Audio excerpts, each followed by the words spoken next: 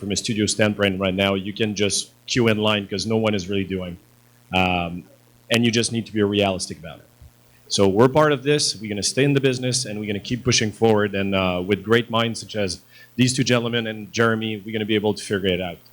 I've done CoinUp for about 10 years before then. And that market was super mature and it was still not good for any newcomers. So we just need to be patient. We need to be smart about it and working alongside the operators. If this doesn't happen, it's going to just end up in flames. And then we'll jump back into the business model. How do you guys generate revenue as a studio?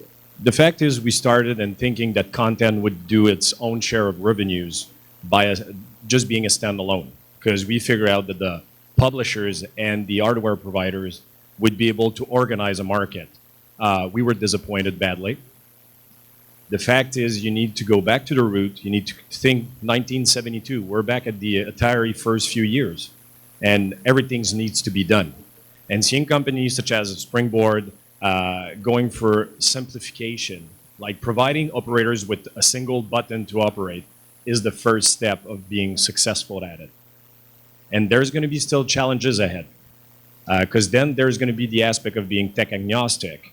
And this is a massive challenge because we had the privilege of working on the Star VR technology, which is, to my very opinion, the best HMD out there. The problem, it takes about 20 engineers from the NASA to make it work. He can tell you all about it now that he's out of disclaimer. The fact is, the technology is super high-end, and it is what your market need. If you're in the mindset of providing the exact same thing people can get from home, you're gonna fail. It's not the content itself, it's the overall proposition from an offline experience standpoint. If you don't have food, if you don't have a bar, if you don't have something to offer beyond the VR itself, why people should come for more than 15 to 20 minutes to your place? It cannot happen. And that is what Dave & Buster did figure out. They were going bankrupt in 2007, and they turned out to be a $1 billion generating revenue machine this very year with only 87 restaurants. Like McDonald's dream of those numbers on a per capita base. What they've done great is they figure out that people, if they're having a good time, stop thinking and spend like hell once a month.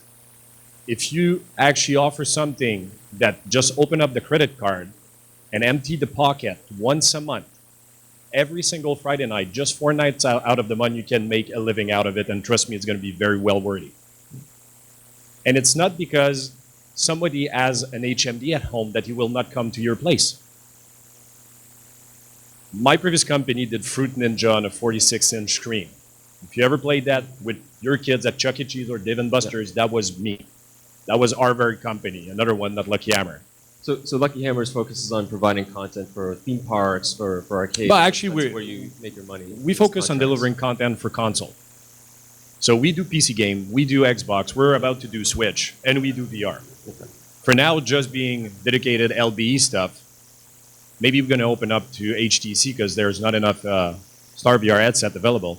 Yeah. But the fact is, we're there to provide content and work with you guys and share revenue with you guys. Because without you and without us, we cannot make it. So if you're not willing to share the revenue stream, it won't work. Because you need to have a developer that's going to sustain. And just 1 or 2 developers out there that are not dead yet is not enough. Because you have these guys and you have us so far. Brooks about to start something else, but the fact is there's no more like real developers still standing ground. They're all dying. Awesome. So what about Baobab? Who are your customers? Who do you sell to? How do you generate your revenue?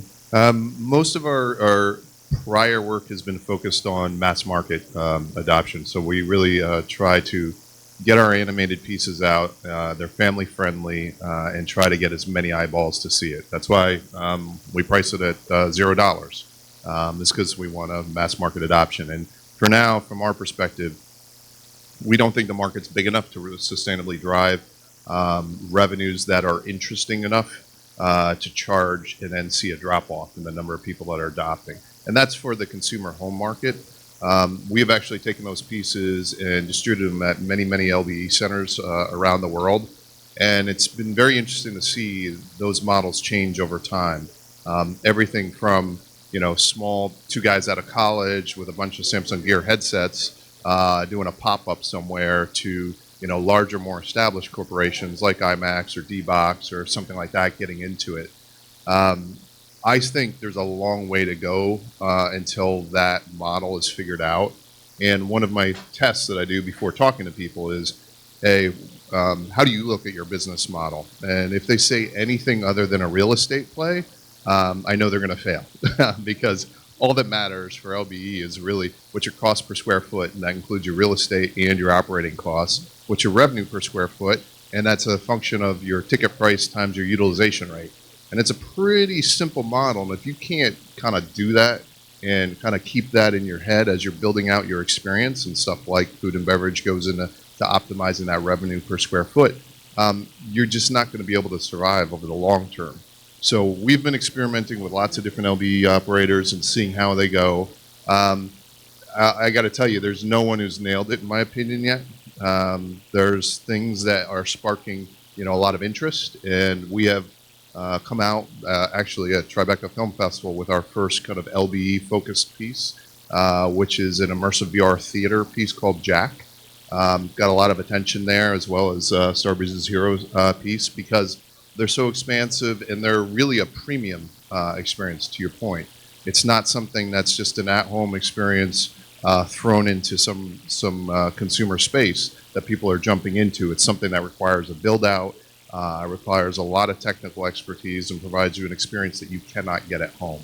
And so that to me is kind of the two prongs. And I would say I do think there is a small time window where the consumer experience at home, if you remember, like the original coin-op arcades and cinemas, they actually started out when the technology wasn't widely adopted at home. And that will eventually go away, and it will have to be better than home to really be attractive to getting someone into the LBE. And my answer will be targeted more towards the indie developer, towards the small VR startup.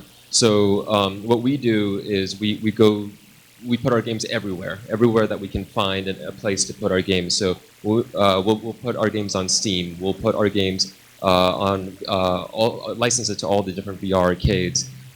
We will target cross-platform. The more platforms we can get on, the Vive, the Oculus, the Windows Mixed Reality, the PlayStation VR, and even console, as well as Mark mentioned, as many markets as once you build that game, put it everywhere.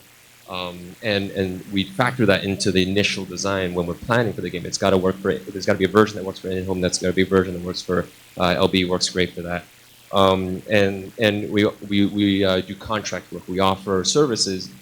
We're a small team. We built the skill set making games. We offer these services to build enterprise solutions, to build games for people, and look for publishing opportunities to have publishers help us publish our games. So and then on the side, just finding whatever ways that we can make revenue, because the market is small, is small right now, the consumer market. You can't just pick one thing and like you can't just pick Steam and just have your game be on Steam. So we run the VR events, so that helps pay the bills. That's helped things like that.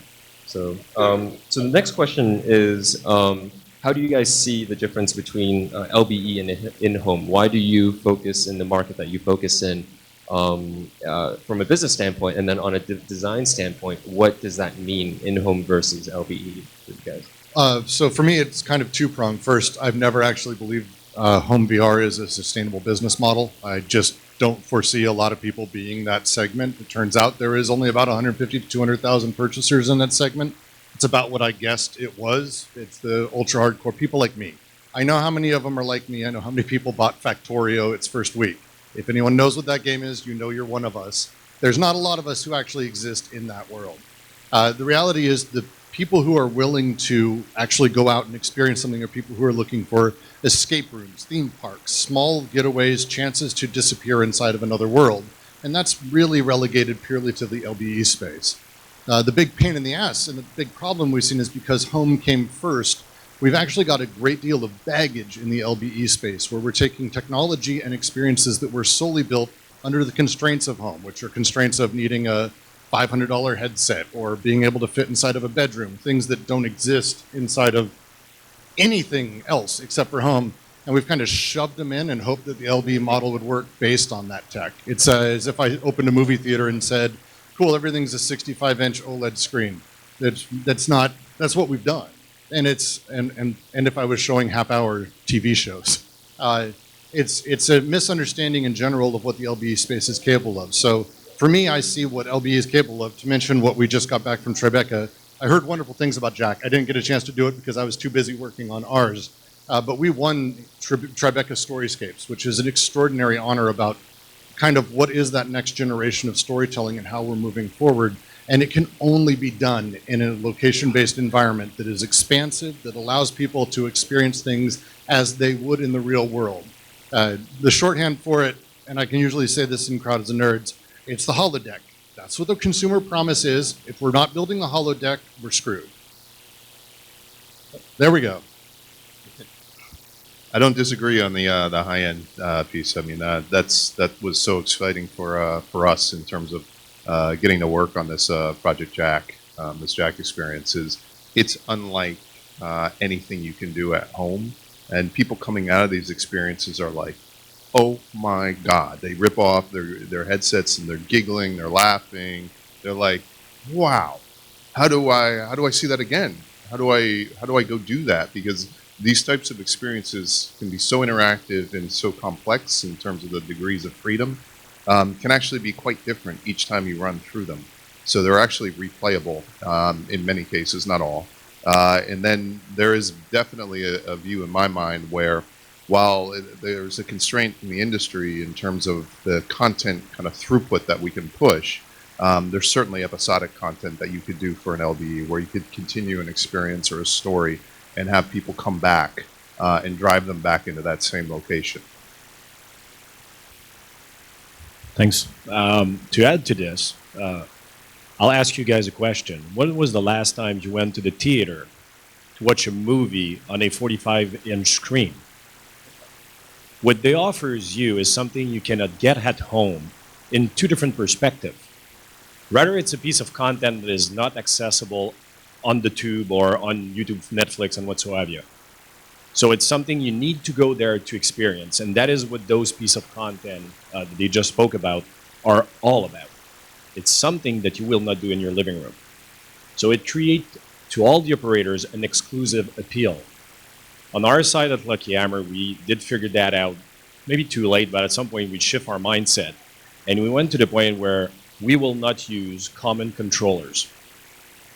I will not end you something you have or possibly can have at home. I'm going to give you something that is dedicated. And when I said we need to work with you guys on the operating side, is basically for one simple reason, because you're going to be the one buying those props. So I need to be there saying, you're going to buy from us a sword and a shield. So define controllers with one specific usage. And you're like, yeah, but actually you're going to charge me $2,000 for that. So I need to provide you a second and a third and a fourth experience coming down the road that's going to leverage those existing prop in your very inventory. If you're doing that, going that way, you will hit the theater thinking, saying, I got this you cannot have. So that's why you're going to pay me more than just $5 to $7. Because if I keep going that way, I'm not seeing the end of the month. Premium content should be expensive. So, yeah, 40 to 50 could be worth. If you spend $1 million developing the experience and you kick the polygon, you're not playing like a late 80s game or experience, and you're seeing a piece of movie with the proper VFX level. At Lucky Hammer, we charge about 100 to 150 grand a minute in development cost. So you can see that we don't believe we're going to recoup our money just yet, but the fact is we're going to propel content that's going to propel the industry. And it's a leap of faith we're ready to take, and we did find some guys, such as Brooks back in the days, and the Starbreeze folks that believe in this. And this is where the industry needs to go. When these guys do independent pieces of content, you need to carry it out. And very friendly, give it to zero, but you should charge for it and you should send them a check. Because if not, they won't be around the corner in 2 to 3 years from now. And it's more than a shame. It's a dying industry we're creating.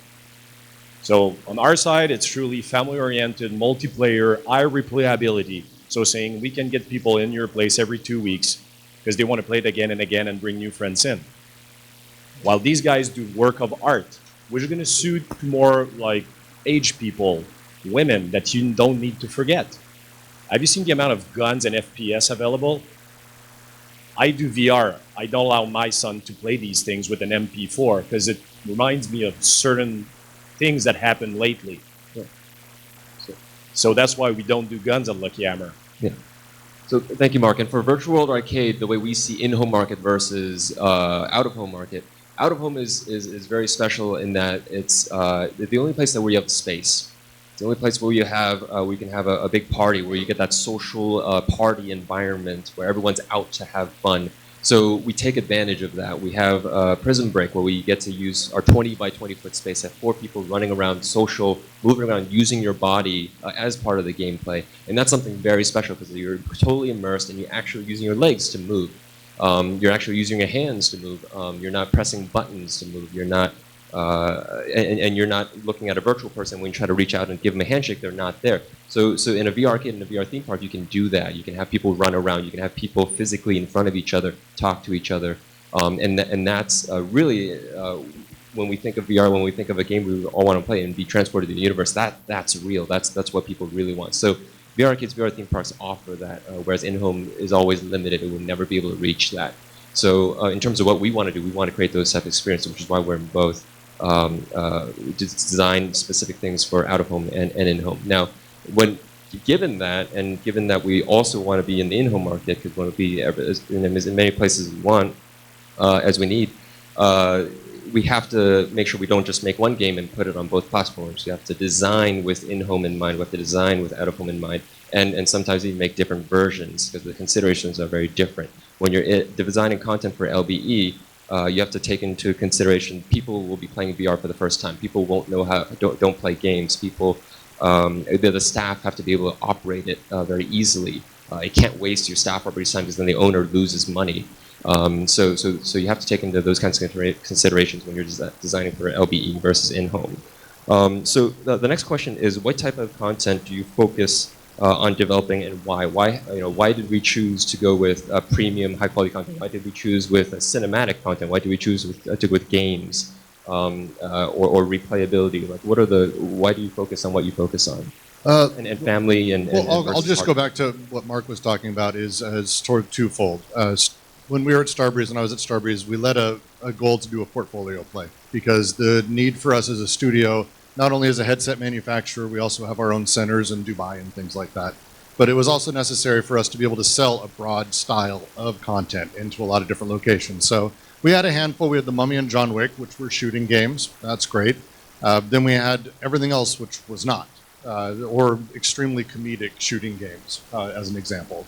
But the reality is you need a big swath because the people who go to these locations, as a lot of location owners will tell you, it's not just white guys 25 to 35 years old who are ultra hardcore gamers. It's date night, it's family night, it's corporate retreats. These are the people who are going, and they don't just want one kind of content. They want a swath that they can pick from and play inside of, and we don't really know what works inside of those spaces.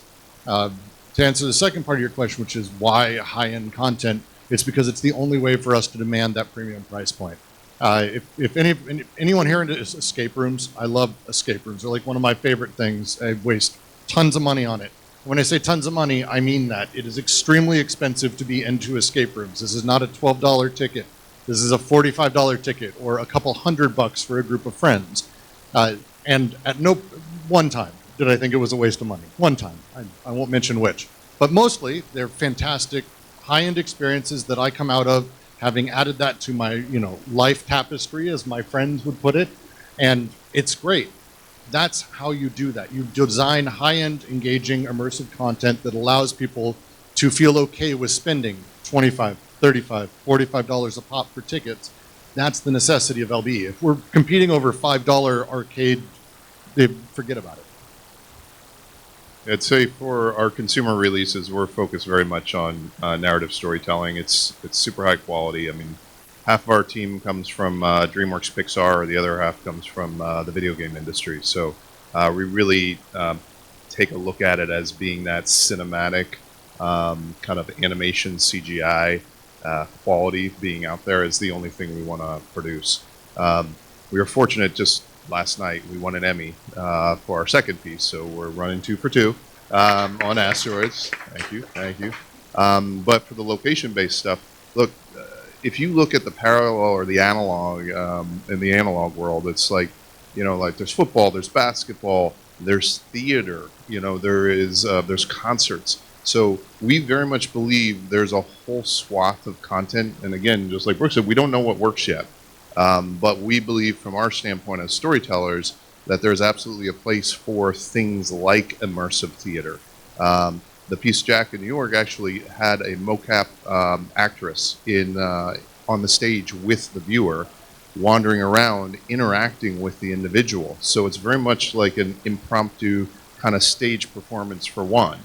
And so if you think about what happened with some of the ticket prices now for Broadway, like Hamilton, running $500 to $700 for a few hours experience. Now chop that down. There is absolutely, in my mind, a room for, premium ticket prices for like a 10, 15, 20-minute experience. I see no problem in charging like $50. But to segue on that, and good mic drop about the award. The fact is, if any of you went to the VR Zoo in LA or greater LA area, I've done it with my business partner, Fred. We were the two only single guys in the place. There was family out there. They do it twice. $20 a pop for less than 30-minute experience, and they did spend $160 in less than an hour. It was sold out, and it was working. Graphic-wise, terrible. Fun-wise, amazing. The kid didn't love it. At that point, who cares? They spend it, they're going to talk about it, they're going to drive revenue in. And actually going there and figuring the result we have with the Dubai park that have been open for 2 months now, we're going massively for collaborative experiences where I'm going to hand you something, you're going to give me something back, and we're going to build something together for X amount of time. As far as I'm concerned, for the lowest amount of gameplay possible, 5-6 minutes. So I'm going to get you back in it because you did say, okay, we figure it out. Now we can be better at it. And you can start competing. And this is truly an arcade thinking. People love to compete. Nonetheless, they're good or bad. They're going to say, next time I'm going to be better at it. And the moment you open up that door in their brain, money is no object. And this is where we're going. We're also refocusing over bringing content that is suitable for all ages. Because we want to have mom, dad, the teenager, and the older kids all playing together at some point. Not throughout the entire arcade. I said we're not doing guns. Some people do, and they do great things. Because there's a need for that. Don't drop the zombies. You need some. Don't drop the guns and the shooter. You need that for the primal aspect of male, 25 to whatever. But you also need the rest. Because the rest is the one that's going to bring the money in. Because you already talk to gamers and they're converted. Talk to the rest of their loved one, then they're going to become the star of the night. So this is where we're going with Lucky Hammer. And we're looking for business partner in that means. And yes, we're tagging along some brands, but we're mostly, and per Brooks thinking, Monosony, we're actually bringing content that is dedicated for location base. Like character that doesn't exist anywhere else.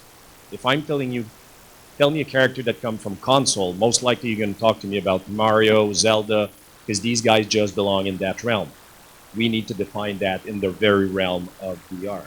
And this is something at Lucky Hammer we're deciding to shift toward to and doing only original IPs with the real brand value behind them. So we're going to be able to push a character through time and people will know it for being yours. Not the one from a movie in the first place or another video game in the first place. For Virtual World Arcade, overall, we focus on social, team building, multiplayer, and replayable games. So not less so experience, but more game with gameplay, more focus on gameplay mechanics. Now in LBE, we design for casual, new to VR, maybe doesn't even play any games, and for kids and families, people, a parent can look at it and go, oh, that would be fun for my kids, or that would be fun for the entire family to do. And then something that a corporate event manager or admin will look and say, oh, that would be fun team building morale event for my team to go. So we design for those casual multiplayer team building and social type of games. For in-home, the market's a little more different. It's more who can afford a VR headset, right? What is the age group? It's going to be older. There's males and female, but more male. Because what's your platform that you're selling on? It's on Steam. Who is already on Steam? And versus other platforms, PSVR and things like that. So, and in-home, people want to play for longer periods of time. They don't want a short 5-minute experience. They want something where they can progress, where there's a progression of skill, a progression of story, and things like that. So we have overall multiplayer team building, and then we have specific focuses for each of the markets. Yeah. Yeah, I just want to also jump on one of the things that's important to design for is the casual audience. Just to sort of put a fine point on that, when we started doing our user testing, we opened a world's largest VR theme park in Dubai. It's at the bottom of the Burj Khalifa in the Dubai Mall. It's one of the most trafficked malls in the world. 110 million people went through it last year. Like, it's insane, the number of people. The literacy, technically, of the people there is shockingly low. You have to remember, up until about 6-7 years ago, video games were haram, which means you did not have them. So they don't have the general cultural knowledge of things like motion controllers. My dad knows what a motion controller is because he saw what a Wii was. Like, these are things we share culturally, they don't have. So when we had our hardcore gamers go through, this is what they were called when they were given to us. I put the headset on her, gave her the stream controller. I was like, all right, the gun's on the ground. And she was like, where? She's looking straight forward. I'm like, just look down. It's right there. She's like, I'm looking down. I had to sort of teach her that she could move her head inside of the VR headset, and that blew her mind.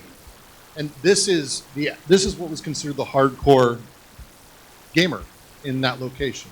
So if you're building something that necessitates my understanding of left analog stick is always move, right analog stick is look, and then the following buttons are usually grenade, and then the trigger does fire.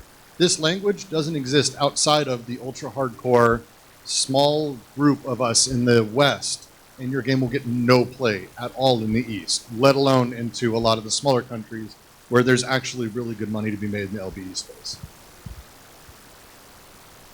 As if I may add to that, game developers are stupid.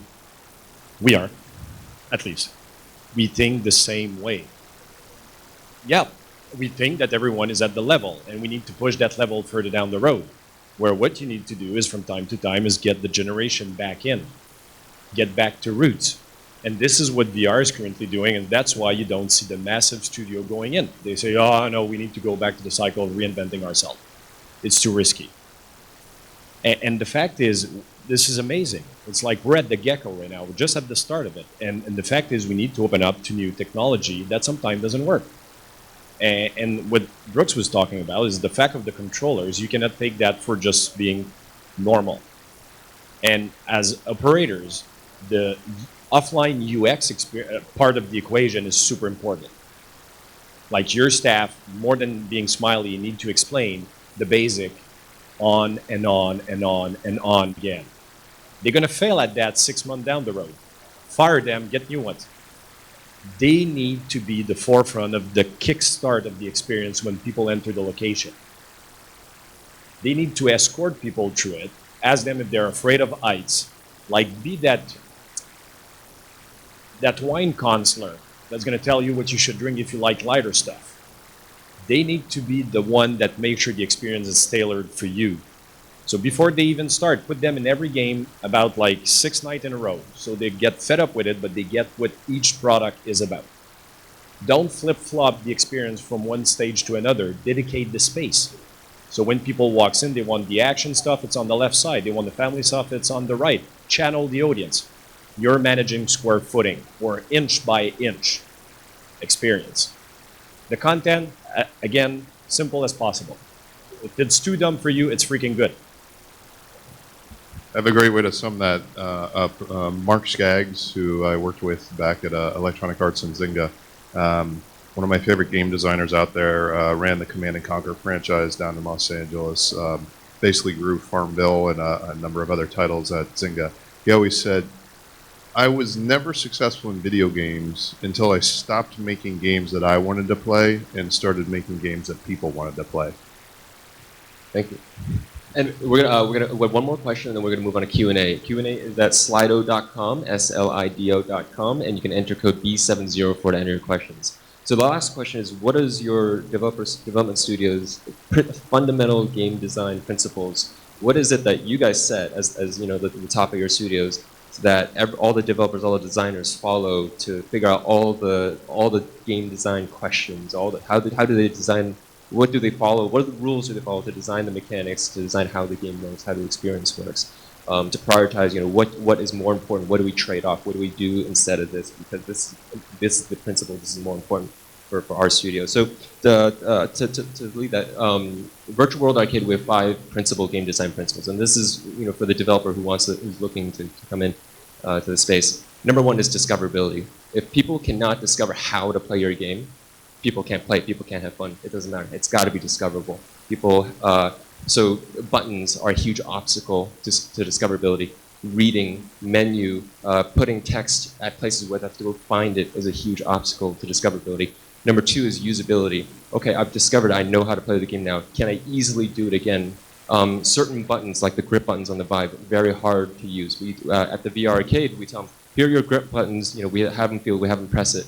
10 seconds later, they forget where the buttons are. So it's got to be usable. Whatever interaction you have, it's got to be easy to do over and over again. Otherwise, it'll make a terrible experience and people won't be able to play the game. Number 3 is fun. It's going to be fun to play, fun to replay. That's your core gameplay mechanic. What are they doing most often? Number 4 is the experience, the visuals, the audio, the story, the haptics. Now, the reason that's number 4 is because we focus on more of a game, less of an experience. That's something you'll have to decide as a studio going in. Do I want to make a game or do I want to make experience? Don't straddle between halfway through. You got to decide, do I want to make a game that's about the gameplay mechanics or do I want to do an experience, something cinematic, something story-driven? And number 5 is the reward for the hardcore player. Very easily, as gamers ourselves, we want to put that first. We want to make something that's super fun for hardcore, that takes a lot of skill to train and improve on and things like that, but that will exclude all of the casuals, all the beginners. Everybody in the VR market is new to VR. Everybody's a casual, so we put that as 5.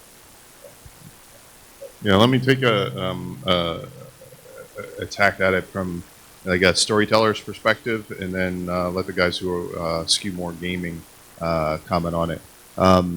We generally take a kind of film television creators approach to our content. And Eric Darnell, our chief creative officer, he was the guy that wrote and directed all the Madagascar movies when he was at DreamWorks. He always says that like film and television is an incredibly well understood medium. It's been about 100 years that it's been out there with a frame, whether it's 3x4 or 16x9. And if you go to a film school anywhere in the world, they're going to teach you the same language. They're going to teach you hard cuts, soft cuts, pans, zooms, all that kind of stuff. And the real question is when you jump into VR, there's no frame. Like, you're in it. And so how do you direct a viewer's experience without forcing them, because no one loves that, to tell that story and to keep kind of that emotional connection going with the characters, the narrative process, the pacing, everything that's important in a great film or television show. How do you translate that in? So we don't really have like a set of maxims right now because it's all been thrown out the window. So we're trying to create those. I'd tell you some of the things we've learned We've learned don't force the user. The typical video game thing is put them on rails. Generally, that doesn't work for our types of experiences. There can be guidance, but it has to be very soft and something that the user feels that they have control over.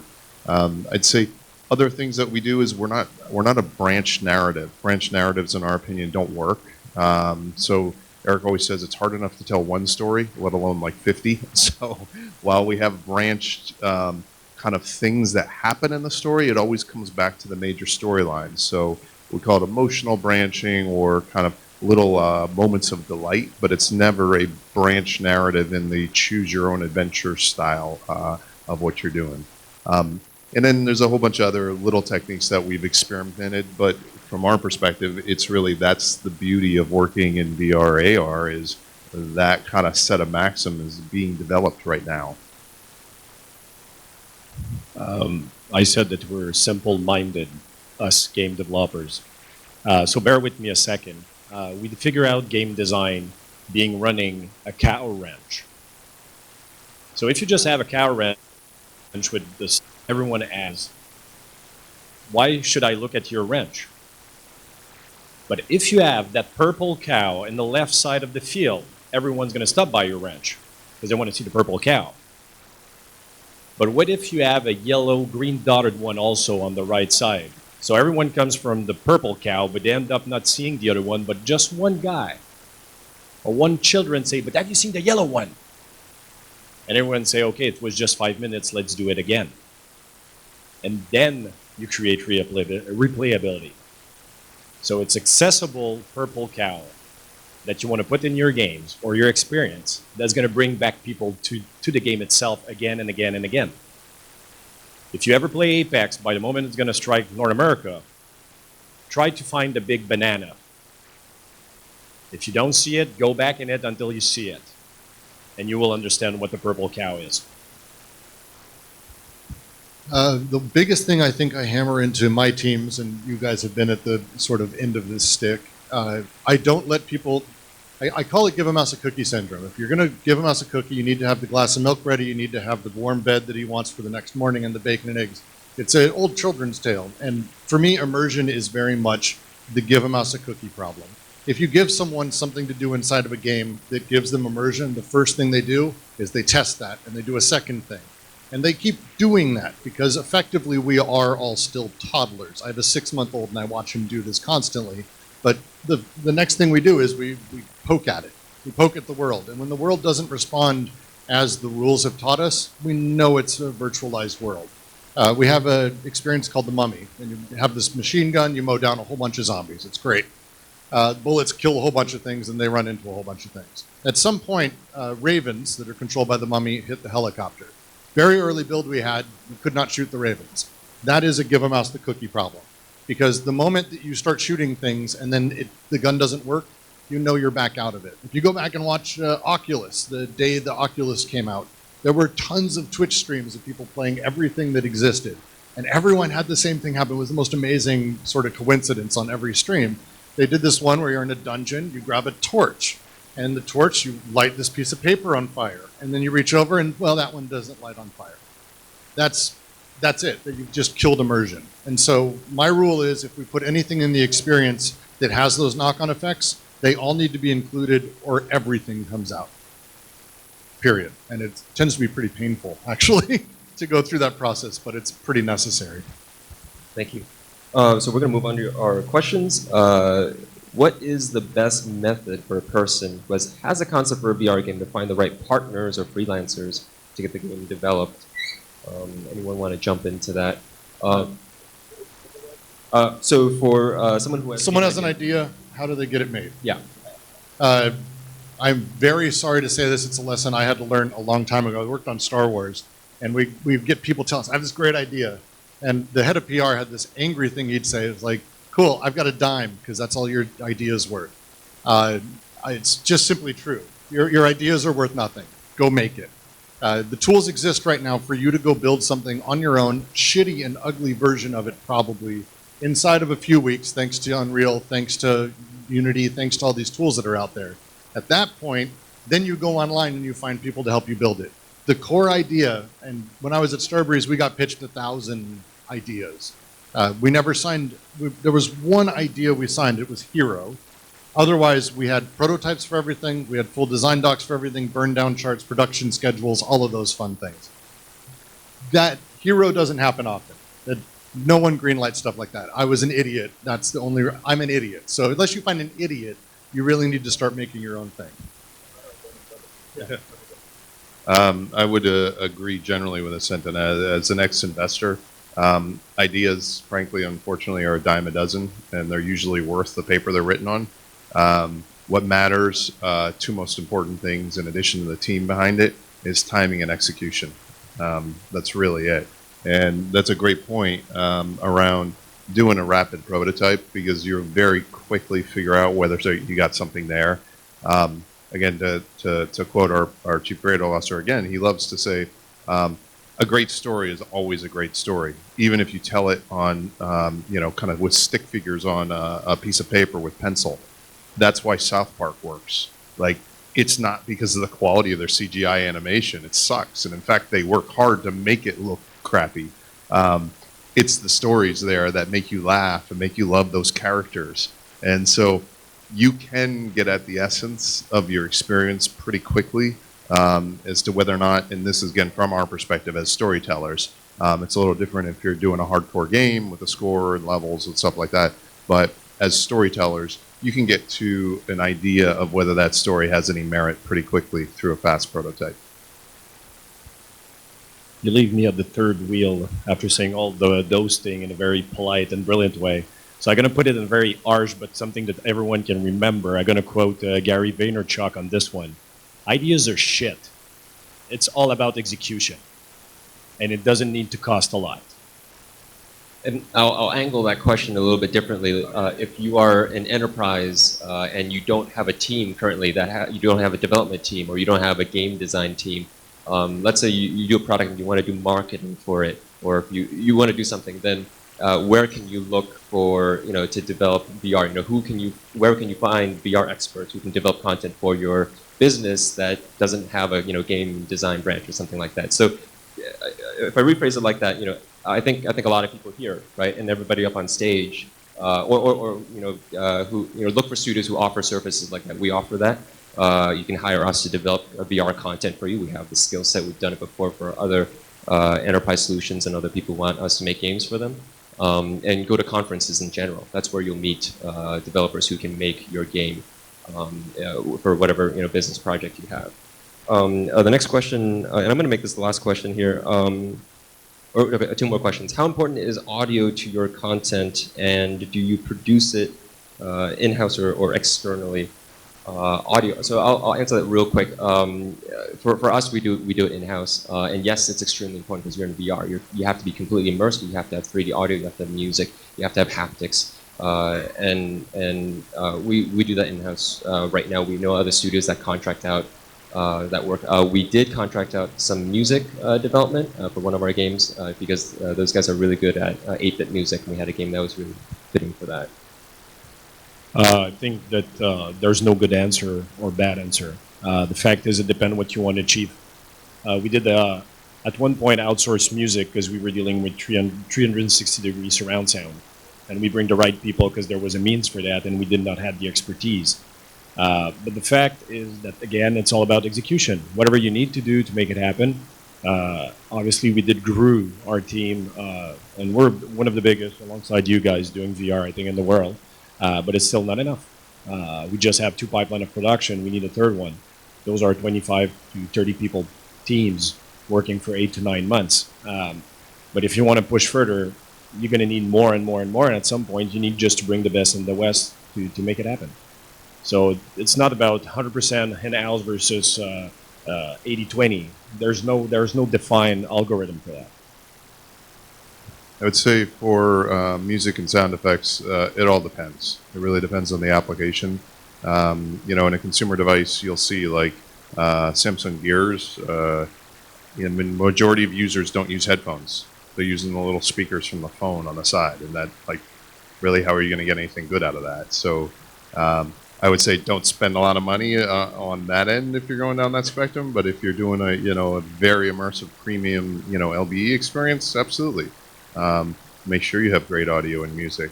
So that's not, it's a way of not answering the question. Like, it's very specific to the situation. But the one piece of advice I have is make sure you own the pieces or have full licensing rights, because from my video game day world of putting in tracks into video games, you get into a very complicated, very ugly world of licensing around music. So just make sure you're free and clear and you've got worldwide licenses, because you don't want to be in sync land. That's a very bad place to end up. The last question is from Josh. Joshua, can you raise your hand? Oh, cool. With the prevalence of social media, have you found any ways to directly integrate social media interaction to a VR experience? For us, that's a really interesting question. No is our answer. We haven't. Yeah, no. We're a small team. We have a lot of things that we need to do to make the game work, to make the game fun. So we haven't looked into social media, but it's a very interesting idea. So we haven't integrated when I was at Starbreeze, we integrated nothing social media-wise into what we did. We had our own sort of setup for networking, for leaderboards and multiplayer and things like that. But as far as outreach into social media, One of the big problems is you don't tend to see a lot of pickup in the LBE world because it's so hyper-targeted and localized that it's good to get that out there, but it's not the kind of thing that actually drives a great deal of traffic. It's tough. To go back really quick to the audio thing, because I have a slightly different opinion. Audio is almost sacrosanct to the experience. Audio. My brother does audio. He did Robo Recall, did Lucky's Tale, a whole bunch of other stuff. And the joke I always tell him is, people only care about what you've done when you fuck up, because that's the reality of audio. No one notices it. If you do good audio and you do a great job, no one cares.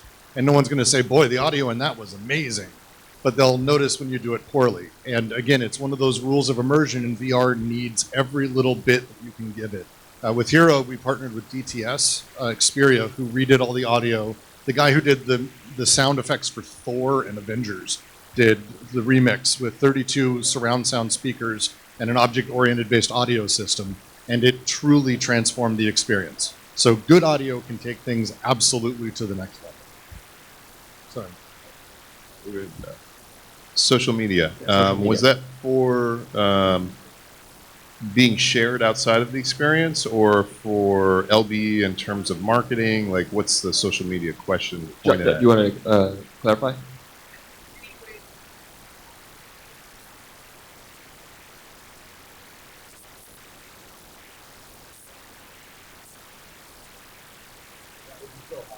Yeah, I mean, I've actually seen prototypes of stuff like that, but honestly, the market's too small. What you're talking about is a sync experience, and having been at EA and then the very early days at Zynga growing up, look, sync's awesome. It's what we call the grand slam when it happens, but it's less than 10% of play. So really, honestly, the thing you want to shoot for in anything social is async. So something where you can interact with your friends on their own time. That's a really hard thing for people to get their heads wrapped around, but that's generally how you're going to get mass market. But both just aren't really applicable right now, just because the market's so small. I will say that for LBE marketing, when it is local, I personally believe a lot of this stuff comes down to what Dave and Buster's has done, what Sky High, Rock and Jump, Pump It Up.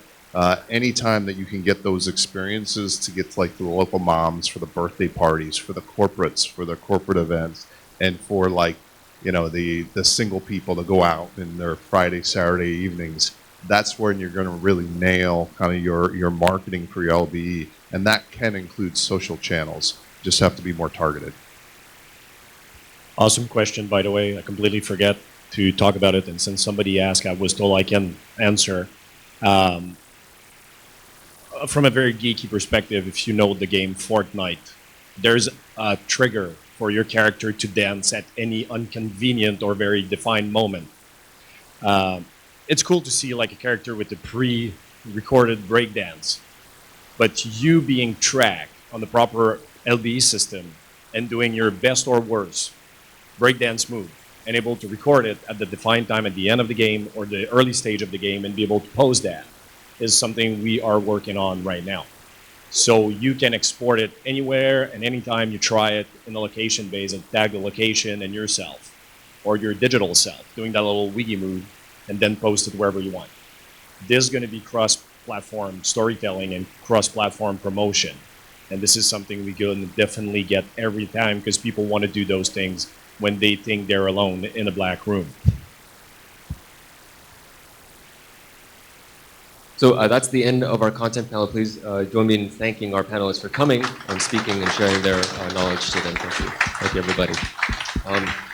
We're going to take a quick picture, and then lunch is available now in the kitchen area, and we're going to be back with talks at 1 o'clock. Thank you.